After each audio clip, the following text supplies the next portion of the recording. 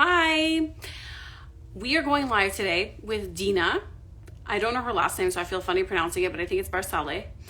To discuss how to approach food with our children and our families in a way that is connection based and joy filled. I came across Deena's stories around 2 months ago, and she was talking about this, talking about her approach to food. And immediately I was so drawn to it, and I thought, wow, I love this. It's so different than all the other approaches that I've been hearing about food and children. And so I reached out to her, told her how much I love it, and then told her that I would love to go live with her because I really want all of you, I want people to have access to this. And we're going live today for all of you to hear about it. So I just accepted Deena. She should be joining. Hopefully it will work. Okay. I think we're both here. Is it working? Can everybody hear both of us? Can you let us know in the chat if you can hear both of us and see both of us? Yeah, let us know. Let us know if you can hear us. So far, nobody's letting us know. I hope they can hear us. I know. Oh, yes. Okay, someone said yes. So thank you. Thank you. Okay, amazing. Deena, how do you pronounce your last name? It's Barsaleh. Okay, I wasn't sure how to pronounce it. Yeah, I was like bar mitzvah, but Barsaleh. So the bar is like son of, Selah in Hebrew is rock. That's Barsaleh. That's the translation. Yeah. Perfect. Yeah, no problem. Okay. No Deena, problem. thanks so much for joining us. So I was just telling everybody that I came across your stories. You were talking about, what you were really doing was taking apart a post from a very popular account when it comes to food and children, and kind of going through it very compassionately and very respectfully, going through it and explaining how you see things differently or how you might disagree with some of the points that they were making. And I loved what you said and the way that you said it. And I reached out to you and let you know. And I was like, I really want people to hear about this. I want everyone who is here in my audience, the parents, to hear about this because I find it so soothing and so much more, I don't know, like, of course, instead of, like you said, instead of managing the stress around food, if it's joy-filled and connection-based, there's something that's like, oh, my body can relax so much more, and I really want that for parents. So yeah, so I really am happy that you're here and joining live with us today. Oh, I wanted to say that you told me when I reached out to you that you actually have a course coming up. You're like, I have a course coming up about this. And so then you asked me, would you want to be an affiliate to sign on as somebody who promotes the course? And I was like, of course. I was anyway going to promote you. I anyway wanted to do this live with you. And so I'm so happy to do that. I've actually never been an affiliate for anybody before because I've never felt like I'm fully on board with this and I want to really promote this. And this is something, like I said, I was anyway going to promote. I'm a huge fan of your work. And so I'm really happy to be doing it. Yeah. Thank you. Yeah. Okay. So Deena, I've spoken enough. Tell us what you do, or however much you want to, just tell us who you are and what you do and your background, or if you want to share. Sure. So I support families all over the world in really coming into, as you've shared, a highly connected, embodied, confident, and joyful relationship with food. I know so many of us, like myself, have had a history of maybe, people call this all different things. You can call it disordered eating. You can call it a tumultuous relationship with food. You can call it, always looking for the next diet, the next right thing. What regimen should I be following? And, going from diet to diet. That's the environment that I grew up in. I grew up in the 80s and 90s, and most of the women that I was around were either on or off diets. It was very clear if they were off a diet and they were getting ready to go back on a diet. And that's just the language I grew up with. It's the energy I grew up with. I personally developed disordered eating in my teens, through my 20s, even into my early 30s. And becoming a parent, becoming a mother, was sort of this, like, I was taking everything that I had in the past with my history with food, with the tumultuous relationship with food, and then which was filled with food rules and shoulds and eat this, not that. This is how you do it. This is how you lose weight. This is how you support your autoimmune condition. Because for me also, it was like the health stuff was layered on top of wanting my body to look a certain way and wanting to weigh a certain amount. So then I also got more into the wellness piece of eat this, not that. And then becoming a mother, I realized, wow, these food rules never stop. You know, when you're pregnant, there's all of these rules. If you know, your children came into your family through you being pregnant, you know, there's all of these rules around what you're supposed to eat and what you're not supposed to eat and how you're supposed to do everything. And then as soon as babies are born, it's like, are you bottle feeding? Are you nursing? Are you doing a combination? Is it on demand? What's okay? What's not okay? Is it on a schedule? And then the first foods, and it just kept going. And then I noticed being around other families that, you know, there's something happening in, especially in like the conscious parenting community these days, where we are hyper focused on what our kids are eating. So there's the conversations about sugar. How do I get my kid to eat more vegetables? Is it okay if they eat in front of a screen? Can they have dessert if they didn't have a meal? Like, there's so many questions and people looking for permission to do things and not really feeling grounded in what that actually looks like for their unique family. Every family is different. And I was like, oh, wow, this just never ends. You know, I had this moment, I think, when my son was 2 into 3, where I realized my whole history, the conversation that I would have with women, with mothers, with families around what they were eating, what they were doing about food, how they were navigating things for their children. And, you know, what lunchbox do you buy? As if like the lunchbox is going to be the thing. If you get the like $75 Planet box, then your kid will eat everything in every compartmentalized, you know. So there's just all of these things that it never, you know, I realized, okay, this has to be better. This has to be easier. There's ways to look at this. And then I have a background in holistic and integrative nutrition. It was something I did like at first for myself, for my own stuff that I was struggling with. And then I ended up, you know, becoming a health coach and working with clients. And I started to lean more heavily on the context around the food versus what I was eating, what my child was eating.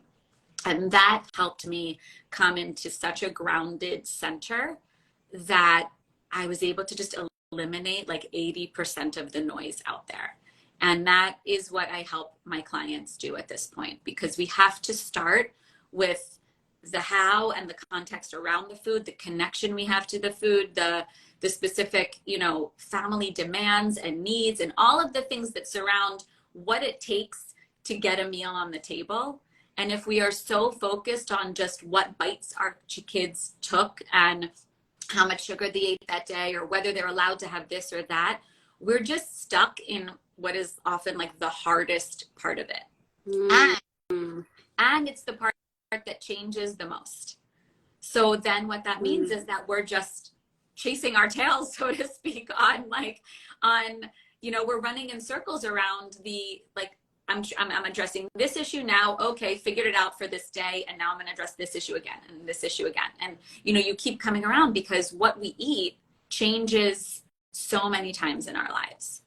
And that is the constant, right? Like, everybody on this live, everybody watching this, you can probably think of so many different times in your life when you ate different food, whether you were in a different country, you were living with different people, you know, from your home of origin, to if you lived on your own, to then if you're partnered, what your husband or your partner eats, you know, all of these different pieces impact, you know, what we put in our mouths. But it's just a detail. It's not the most important part. I love that. Oh my goodness. I had so many thoughts going off in my mind listening to you. Like, first of all, I'm just remembering this stress with my first child when I was like, how much should I feed her? When should I feed her? Should I be feeding her now? Should I not? Like, I forgot that it really starts from the moment that they're born, even before, like you said, if you're pregnant. Yeah. Like, it starts then, the stress around food, and then it gets even only more complicated as the options of food, like you said, the details expand. It's like, oh, there's so many more options. It's like, and they can't have the sugar, and they could have sugar, and should they eat now? And like, what I'm hearing you say is we become so obsessed, I guess, in a sense, with the details. Yeah. with the food rules, essentially, and we're like, okay, so these are the food rules for kids, and the food rules take away all the joy, all the connection. And not only am I hearing what you're saying, that you're also saying that and that's not even the main point. Like, meaning, It's not the starting point. You know, it's okay, it's an important part. I do believe. I do believe that what we eat is important, how we nourish our bodies, what we put in correct. our bodies. It's so much of, you know, what energy we have. It impacts so much, but it can't be where we start. And when we think about the food rules, well, it's the rules according to who, right? Your pediatrician Mm, may say one thing, the Instagram account might say another, the parent you're spending time with, you know, that your kid goes over their house and they see some other food that they want to eat, and then it's like, okay, well, is that okay? And so the rules are also, which rules are those rules true for you? What rules are you, you know, what rules are you going to let in? Because most of us carry around a lot of rules that when we really dig into them, and you know, it's something I do with clients, when we unpack them and we look deeply into them, a lot of people realize like, oh, that's actually not mine. I don't need to hold that one anymore. And then we can, right. that's the other piece, because, you know, if you're talking just about infants and formula and nursing and all, there's so many different rules. Who are you? Are you listening to your lactation consultant? Are you listening to your friend that already had 5 babies? That's like, let me tell you how it is. You know, how are you taking it in? Yeah. Yeah. Okay, so I know I hear you. You're saying the details, of course, do matter. Like what we put into our bodies matter, but it's not the starting point, meaning it, right. And it's also like who's making up the rules. So what you're looking to help parents do, if I'm understanding correctly, is to sort of like see it from a broader perspective. Is that sort of like, instead of zooming in on the details, it's to actually, let's start by looking at like our, maybe our relationship to food. Like I'm not sure exactly what it is, but something larger than the rules. Yes.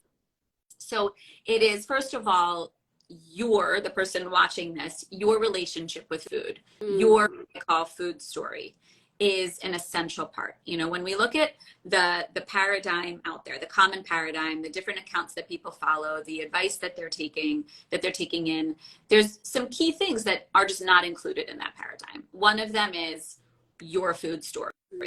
Because if you're going to be managing food for your household, for your children, if you're going to be making decisions about food and you're not honoring where you came from in all of that, then you're kind of like negating yourself in the process, and mm, it's not personal, mm, right? It's like mm. food is one topic. You know, when it comes to money, if someone's just going to dive into managing money differently, but they're not honoring their, you know, their relationship with money until that point, they're not going to really be able to make positive and also sustainable change.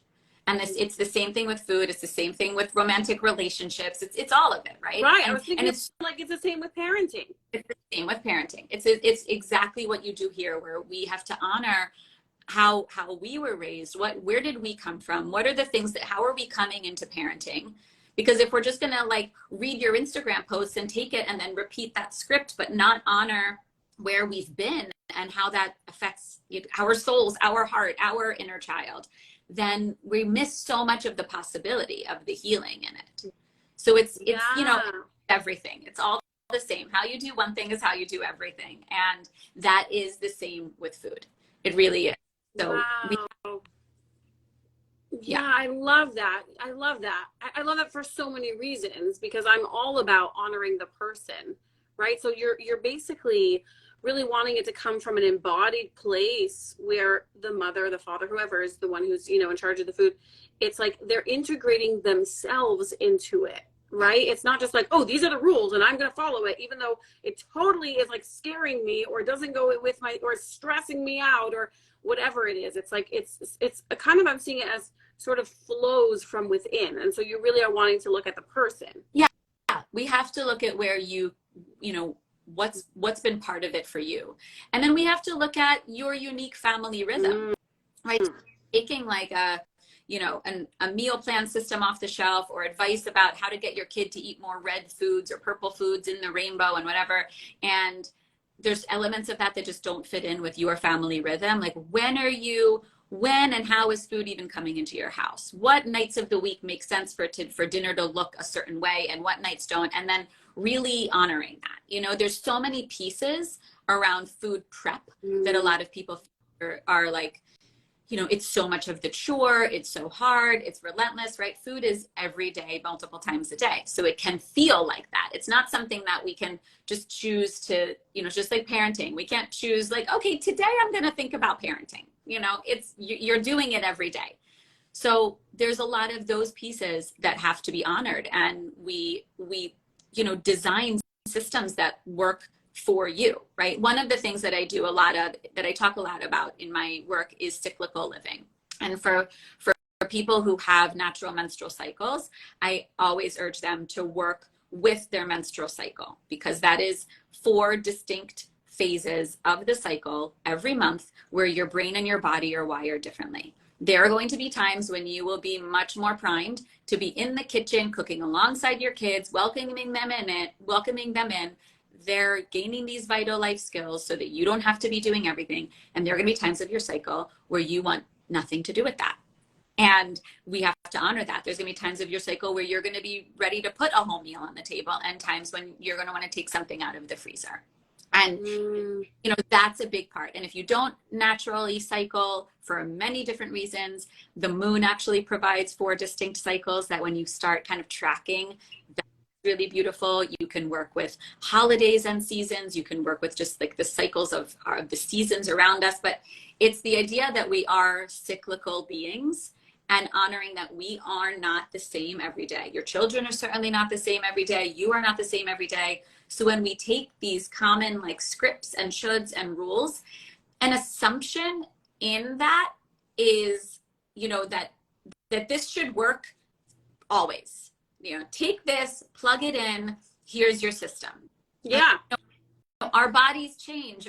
We need different things at different times. Look at your individual week, your individual months, and then work with that, because that's when you can actually make room for things like joy and positive connection and pleasure. Because otherwise it's just like again and again and again, and it's just the chore. It's just the to do. And then that's what's going to, when you're in that mindset and in that like embodied space of just like means to an end, let's get the meal on the table, let's finish the meal, clear the meal, and move along. You're going to be more focused on what bites did you take, what bites did your children take? Was this a successful meal? And you're going to not be in your own body. You're not going to enjoy the food that you made. You're not going to be able to, take it in a relaxed way, which supports digestion and absorption. And, that's what's going to change whether or not you feel like you need to snack for hours in the evening after your kids go to bed. So it's a completely holistic picture, and it has to be rooted in connection. And we all connect to food in different ways. We all form connections to all sorts of things in different ways. But what is true is that when we feel highly connected to something, it could be anything, think of a hobby, think of something you love in life. Rooted in that is connection. And then that means that you create a personal relationship with it. It's customized to you. It's the way you like to do that thing. And then you're much more inclined to continue wanting to do it and find pleasure in it. You have pleasure in it, but we often don't think about food that way. Wow. Yeah. So, wow. Oh my gosh. What I'm hearing is not only like, okay, that you help parents with like finding an approach that works with them, that suits them, but it's also, you're really addressing something that I think I've never seen anybody address, which is like the tedium. Is that what it's called? The word, yes, of feeding children every day. Yeah. And a lot of us parents, including myself, get into this place of like, yeah, I just need to get food on the table. I just need to make sure they get fed. And it's so not enjoyable. And I love that you're really looking into the possibility of, no, let's find a way to really like, yeah, find joy and connection with it. And in some way connect to it differently, I don't know, just listening to you, I'm feeling so much hope. I'm like, oh my gosh, this sounds amazing. Like the possibility for that. I love how holistic it is. I love that it's not like, okay, here's another workshop and telling you the food rules and what to do and what not to do, and what your kids should eat and shouldn't eat, and how you should navigate in a way that is respectful versus not respectful. Yeah. It's so much bigger. It's so much bigger than that, even though I'm sure you do include those things from what I understand.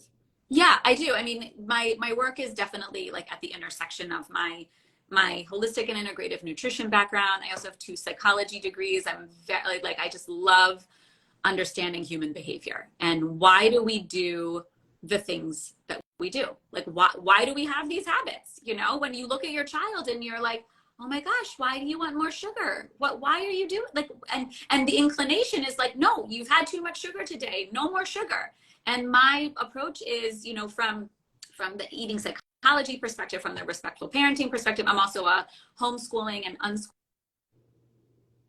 You know, a lot of what informs the work that I do is like, how are we self-motivated? Where is the intrinsic motivation to change, to learn? How do we take in it, like, how do we take in information? How do we thrive in an environment? And so when you see your child, yeah. Just one moment. I'm sorry. I'm doing a lot. Do you need something? Okay. Sorry about that.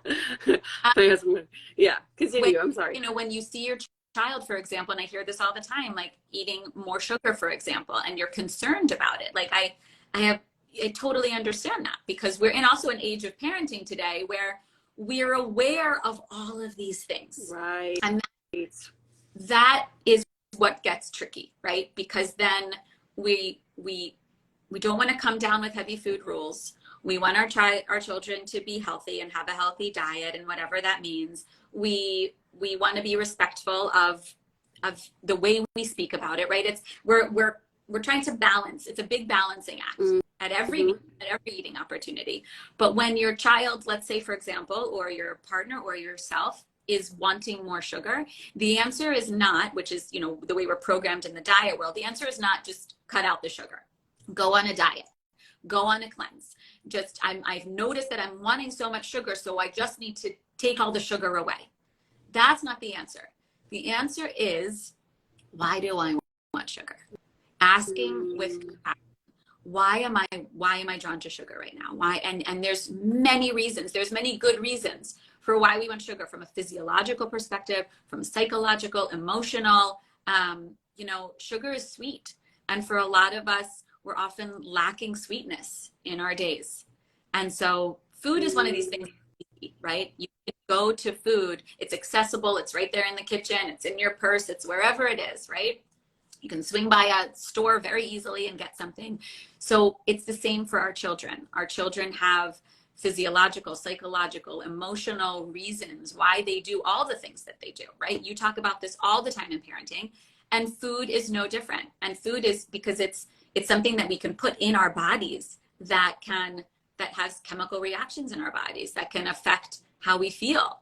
It can soothe us. It can give us energy. It can, you know, we can eat something crunchy and work through anger through our jaw, right? There's so many things. There's so many wise reasons why we do these things. And that is what I teach. I want parents to know that there's really good reasons for all of this. And then once you know those reasons and you can have, you know, you come at it with curiosity and you can have compassion for yourself and then your children, there's a complete reframe. It's a totally different paradigm in how you will then interact with food and how you will raise children that will have a completely different relationship with food.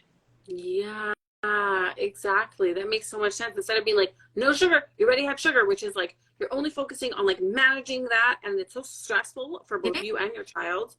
It does. Yeah, I love how it doesn't feel good to anybody involved, but it feels like you're taking care of your child in that moment too, because you're aware that, you know, so much sugar, maybe you know that it'll affect their sleep, it'll affect their hyperactivity, their nervous system, their teeth, you know, there's so many things that we're concerned about. But so it's coming from a really good place. And then we have to just, like you were saying before, expand awareness of possibilities and let it not be so black and white. Yeah. And I love really, really, like, I find always for myself that I find compassion in the why. Why are you doing this? I always find compassion for myself and my children in that. And yeah, and food, like you mentioned so many reasons why people might look, we always think like, oh, it's just food. But actually, I think sweet things are, what you said is sweet. It's play. For many people, it's like that play and that joy in their day. It really is a source of that. Yeah, we don't think of it like that. We're just like, oh, you're just craving sweets. Like we're so limited in the way that we see it. And when we have Yeah. that compassion of like, oh, there's like a reason, and then how do we navigate it now, understanding why you want it, right? Yeah, it's just like you can approach it with so much more, I think, compassion, but also uh, ease, I guess. Like less of that, like, no, you can't have sugar. Yes, you can have sugar. It's more, oh, you're really wanting play. Let's find a way that we can bring play into your day or whatever it is, you know? And even then you can also just reflect on, notice, okay, well, what was this child's day like up until this? Mm-hmm. Where were they maybe feeling fulfilled or not fulfilled? And how are they wanting to kind of fill themselves up? But it's this, what I really emphasize is for us as adults to tune into this for ourselves first, because we, we can't model what we don't know. And when I say model, I mean like you own it. It's just, think of something in your life that comes easily to you, and everybody knows that that's just like, oh, that comes easily to you. That's your talent or your strength or just who you are. That's what I support people with, where all of this comes easily. It's embodied. It's just a felt sense. And then the beautiful ripple effect of your family members experiencing you in an embodied place and in a confident place when it comes to food. So you're no longer questioning, like, can I say something about sugar? Should I say something about sugar? We'll have sugar on this at this time instead. And, I'm just using sugar as the example, but whatever it is, you don't have that reel going in your mind because you just feel it in your body and you can notice, oh, I see that's happening. You're not even saying anything out loud. You see it happening, and then you can create an environment where things can shift just on their own.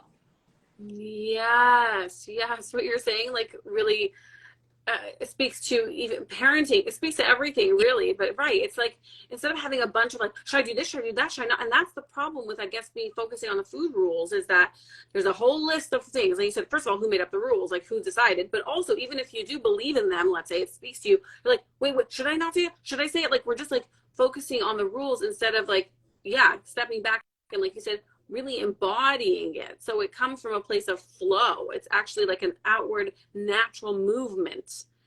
And that's what it sounds like for me. You're trying to make the whole food thing less of something that we do or something that we need to figure out and more of something that's embodied and that flows naturally from us. And in that way, it's joy filled and connection based, whatever, it's connecting.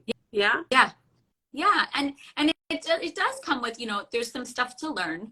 There's some things around eating psychology, why we crave the things we crave, some like very basic biological processes that are really important. I think that we didn't learn things that like maybe you learned a blip in health class in 5th grade or something like that. But, these are things that we don't learn. Yeah. There's, like add it to the list of parenting things and money things and relationship things that we don't really learn. And then once we learn these things, we can approach the conversation totally differently. So we learn it, we practice, we have compassion, we ask questions, but these rules, we're so primed for them because if you've ever been on a diet, if you've ever done any of these things before, they're all rule based about what you should eat and what you should not eat. So that's the way we've been trained. And it takes a rewiring. Like that's why this is very much a new paradigm. And there's a lot of why we're primed for those food rules. Right. I was going to say that, like, from a very young age, we're already hearing food rules. Forget dieting, even. Like, I also heard about dieting once I got older, but even when I was younger, it's like, you have to finish this. You can't eat this. You could have that. You can't, right? Sweets are not, whatever. Just, we're inundated. Like, little children already have a bunch of food rules, It's, for sure. Yeah. And it just becomes normal, right? Like when your child comes to you and says, can I eat this, right? They're asking permission to eat something they understand. They have an understanding that there's a boundary around it, that there's some reason why they should be asking to do that. They're not saying like, can I go play with my blocks, right? They don't usually, right? There's and this will happen from a really early age. They have that understanding. And so, the more we can create an environment where things can flow and still hold boundaries. It's not to say, like, I think a lot of people come to me saying, well, I just want it to be totally open and complete freedom that my child can eat whatever they want, whenever they want to eat it. And then we start to get into that a little bit. And that's actually not true, right? What they want. And how do we have boundaries around food feel really good to us? And that means is that we can have a lot less boundaries. You're saying yes, or it is a yes. You don't even need to necessarily say it. It just is a yes much more often than not, and it just feels really good. Right. I was going to say, like, I imagine parents who come to you and say, I just want complete freedom. I'm imagining is that they're wanting to be stress-free. I'm imagining that there's like, it is so stressful. I don't want the stress. Right. And that's for them in their mind, a strategy that will be like, now there's no stress. I relate to that so much. Yeah. And you're saying, no, there's actually a way to create boundaries. Sorry? No, I was going to say, and then the pendulum is just swinging from one extreme to the next. Because then if it becomes that free for all and it's totally open, that's then also stressful. It's also stressful, right? Because then if you can eat anything you want any time of day, and then I also, I'll get into it with parents of like, well, what is anything you want? And are there foods in your house? This is the little bit of like tough love that comes through where like, are there foods in your house that you would not want your child to eat? And if that's the case, then we need to look at that. We need to understand that. And that one is a little bit tough, but another big thing that's missing in the common paradigm of food is looking at it as a whole family ecosystem. Mm-hmm. Typically very focused on, like there's like the adults' diets and then the child food conversation. And even in the like respectful, conscious parenting converse, it's very focused on the child, but it's not taking into account that you're an entire family ecosystem and nobody in isolation. So we have to look at the whole family. And if you're going to want this to feel a lot easier and more joyful and connected, that's just best done when the whole family experiences something together, because then there isn't questions of fairness and this and that. It's just, right. we all embrace, this is how. Oh, I love that. Yeah, it's not like, oh, well, mommy and daddy get to do that, but you don't, because you're the children. It's like, no, as a whole, as a family, we approach food all together in the same way. Not that there maybe aren't boundaries. Like, yeah, I think that sometimes, I imagine, for some people listening, they're probably feeling very confused. Like, I don't know what you're talking about exactly, Yeah. Like, what does that look like? What does that mean? Yeah. Well, yeah. No, and I don't think this is a time and place to go through it, because there's so much, I'm sure, to talk about. Yes. For sure. I mean, this is the type of stuff that we get into like in programs, and where we really unpack like, what do each of these things really look like? If you're approaching food as a whole family ecosystem and a holistic picture, what does that mean? When we say certain things to our children, but then 20 minutes later, we're doing something different, we just have to look at that. It's not that you're doing something wrong. It's understanding like, well, is that actually a rule then? Maybe it's not a rule, and maybe you can let go of it. Maybe you're saying words that someone said, that your parents said to you, or that you read somewhere that you feel like you should be saying, but really they're not embodied. They're not really true for you. So that's, and because so often I hear people say like, I don't want to be a short order cook. I don't want to make multiple meals. I don't want to do this and that. And so, I run a program called the Joyful Family Meal, which is really about what are the best ways to enjoy a family mealtime where everybody feels that it's inviting, and then and not the parent food and the kid food and what do I make for the kids. There's no short order cooking. There's no separate meals for everybody, but it's coming into like, how does this feel good for everybody involved? And that doesn't mean that everybody is like perfectly happy with exactly what the food is. But the more our children are involved in the process, the more connected they are to each step of the process and what's like being presented on the table, the better it is. I will say that unequivocally, whether it's like sensory processing disorder, picky eating, like all of the things, we need to involve our children in more of the process with food so that they're not just being presented with dinner time. Yeah, like, and that's one nugget on the family ecosystem that you can bring in, where it's not like, this is my job and this is your job. I know one of the things we talked about was the division of responsibility, right? So it's not, this is the parent's job over here and this is the child's job over here. All of our jobs are to feel connected to food and for food to feel inviting. And there's a lot of different ways to make that work. I love that so much. You should know the division of responsibility, even though in some way it brought relief and clarity, because I was like, Yeah. oh, that makes sense. It also felt very restrictive and in some ways didn't feel aligned with my body. I was like, I don't know. Something about it does not feel inviting to our children at all. And I love that you're like, how do we make it inviting for, oh, I love that. I love that. Like immediately, like there's just a sense of relief in my body. Cause like, yeah, of course, like, why are we just like, no, this is the food and this is what you have to eat and that's it. Like there's zero talk about, creating the invitation for our children to enjoy the food or for them to be joy filled around food. Can you imagine what that does? I'm trying to imagine like the impact that has. Yeah.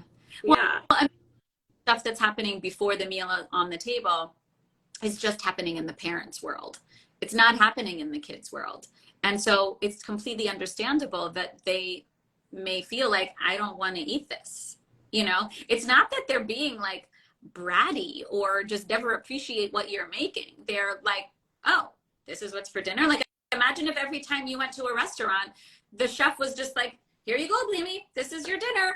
You know, it's like, well, I didn't want this and I don't want that on that. And, you know, why is this my dinner? So I think we have to take it into what is the realm of how we interact with food in our lives in general. And just like when you go into a restaurant, you see a menu, you get to choose what you want, you can take things off, have substitutions, combine things, right? And it's not to say that everything, you know, I'm not advocating for every meal in the home to be where your children can order off a menu, but maybe there can be some collaboration where different kids get to decide what like a theme is per night, that they're involved in the food shopping in some way, that they're involved in putting the food away. They see what's coming into the home.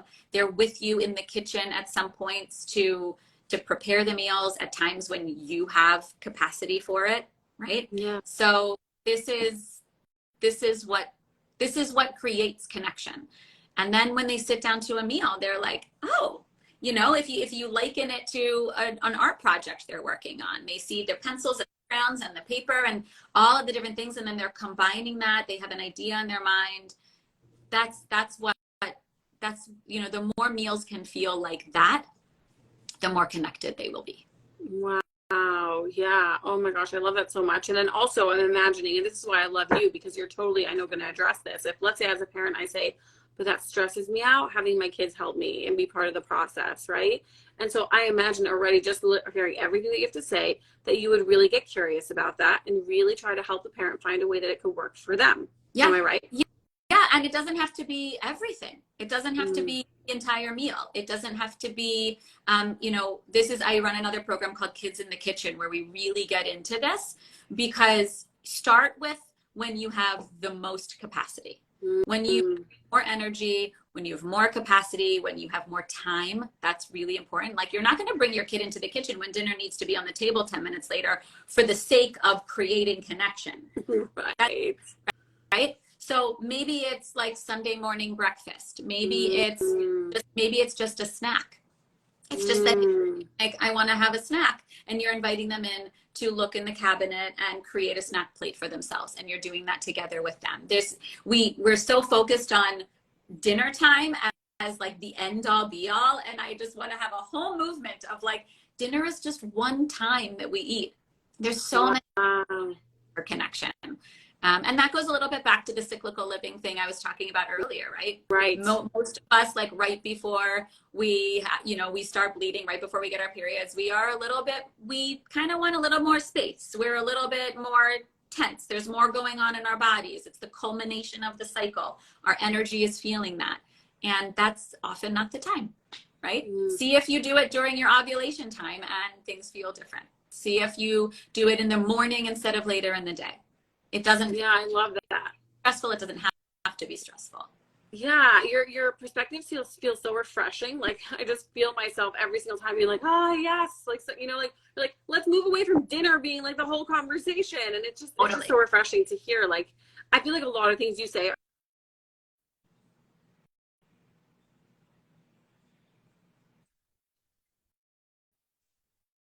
know.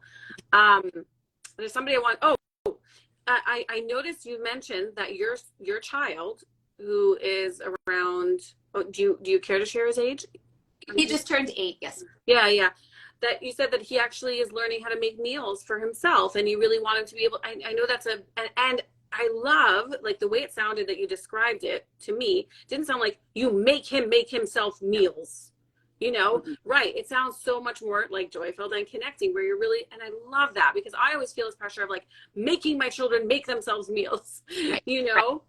Yeah, yeah. It comes to that inviting piece, but you know, to generalize, most children like to do things that have a little bit of risk, where Mm-hmm. there's a little something is like inherently challenging about it. That's interesting in that way, right? So having an age and developmentally appropriate and appropriate for your child knife is a good thing. Having a cutting board that's stable, having a stool that where they can stand at the stove that they're above the level of the flame. You know, there's certain safety things that are really important here, but starting from the earliest age that the kitchen and things that happen in the kitchen are just part of what we do.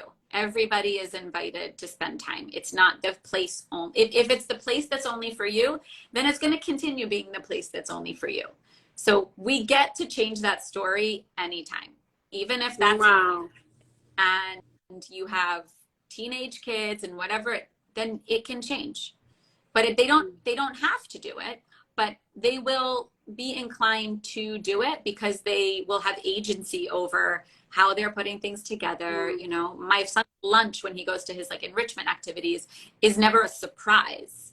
It's not like, oh, I didn't like what you made me for lunch today. That's not the conversation we have. It's like he knows what's in there and Wow. he's involved to, you know, either 100% or 50% or 20%, depending on where he is that morning on what's going in there. Yeah. Wow. Wow. Yeah, I love that so much. And by the way, somebody mentioned her name is Pessy. She talks about like cyclical living. That's or like yeah, women and their cycles is her thing. And she's like, you're speaking my language when you said about, you Oh, know, good. yeah, Yay.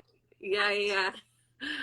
Yeah, Get some hers. I butter. love her stuff. You would love it. I mean, what you're mentioning is really a lot, very aligned with what she shares. Yeah. So, okay. So I know there's obviously so much more to everything that you're sharing. Meaning, and I love it. Like it's really for what I'm really hearing is that you really are working with people, not rules, not like right. It's like you're really trying to, and of course you do have strategies. I understand from you that you have a lot of different good strategies, amazing strategies that parents can rely on, and at the same time you focus on the bigger picture, on the parent, on the person, on making it work for you. So can you tell us a little bit more about this course that's coming up right now that you're going to have? When is it starting again? It starts on April 16th. It's called Joy with Food. It is my group coaching program that is really like the crux of all of the work that I do in supporting parents, in supporting, you know, I don't want to even say mothers. This is open to everybody. I know that it's mostly mothers that are tuning in. But it is the program that helps you get grounded in everything we just talked about. Because Mm. you know, as I said, everything is it's holistic. It's the family picture that is really important. All of my other programs like Kids in the Kitchen, the Joyful Family Meal, a program I run called Let's Talk About Sugar, are very geared towards the children, because I know as parents we are so focused on taking care of our children, and we want the support for the children. And what I know to be true in the 13 years that I've been coaching mothers and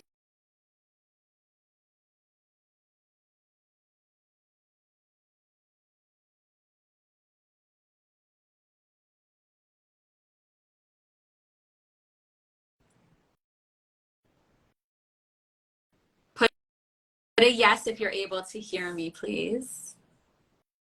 Where you are? Oh my gosh. I I'm can't sorry. see. Can you Do see you see me me? now? I see you. I see you. Okay, we're good. We're Okay. back. I'm sorry about that. Okay. Okay. Sorry. You were. So I was saying is, it's as is very common. There's the tips for the children, because as parents, we want to support our children. I know that you want your children to grow up with a food. And I also know that it requires some, actually a lot from us as the adult to hold that space. And just like, you know, the inner work that we have to do when it comes to parenting, you know, like anything, we have to look within. This is the program that helps you be able to model this for your children. But not like, it's not for just for the sake of your children. It's for you, because you will be in a relationship with food for the rest of your life. And I want you to know why you have the food behaviors you have. I want you to have some basic body-wise education so you can make educated decisions. I want you to understand when you're most primed for certain food activities and when you're not. Because all of the, and so much more, you know, why do you crave the foods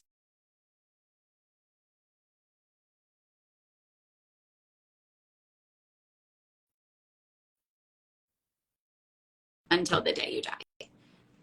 Because it just changes everything. Food is so much of our day-to-day lives.